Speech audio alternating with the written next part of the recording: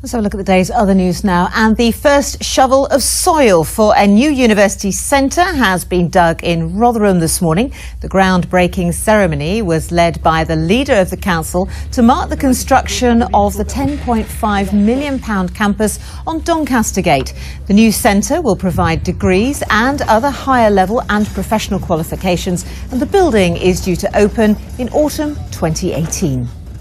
I think it's just a really important development in the middle of town. It's an important regeneration scheme here in the middle of Rotherham, but it will mean hundreds more higher level students coming into town, supporting the local economy with the training needs tailored to meet the needs of local businesses.